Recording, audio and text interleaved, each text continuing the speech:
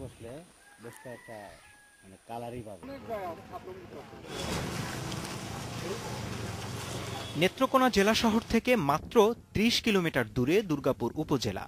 এখানে আছে গারো পাহাড়ের কোল জুড়ে থাকা সাদামাটির টিলা, টঙ্ক আন্দোলনের স্মৃতিসৌধ, খ্রিস্ট ধর্মপল্লী, বিরিশিরির ক্ষুদ্র নৃগোষ্ঠীর কালচারাল একাডেমি সহ আরও কত কি। এখানকার কমলা রানীর দিঘি আর পাহাড়ি নদী, সোমেশ্বরীর বুক চিরে ওঠা বিশাল বালুচরের মনোমুগ্ধকর দৃশ্যের টানে দূর দূরান্ত থেকে ছুটে আসেন পর্যটকরা।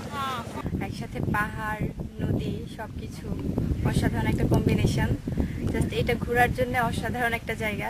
গারো পাহাড় এবং এই সোমেশ্বরী নদী এটা পর্যটন এরিয়া হিসেবে দেশে পরিচিত থাকলেও কিন্তু অবকাঠামোর উন্নয়নের জন্য এখানে প্রচুর পর্যটক আসতে পারছে না।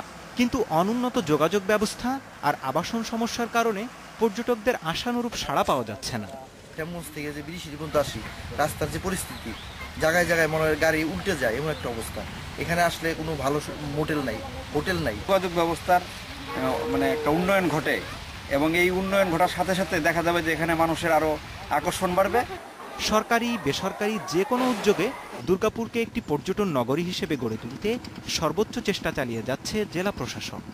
আমরা জেলা পরিষদকে 1 একর জমি দিয়েছি, যেখানে একটি সুদৃশ্য ডাক বাংলো তৈরি করা হবে। এটি হচ্ছে দুর্গাপুরের বিজয়পুরে, এবং ওখানে 10 কিলোমিটার রাস্তা তৈরি হচ্ছে সড়ক জনপথের মাধ্যমে। স্থানীয়রা জানান, অবকাঠামোগত সুবিধা ও নিরাপত্তা নিশ্চিত করা গেলে দ্রুতই দেশের অন্যতম পর্যটন এলাকা হয়ে উঠবে নেত্রকোনার দুর্গাপুর। Zahidul Bashar, independent news.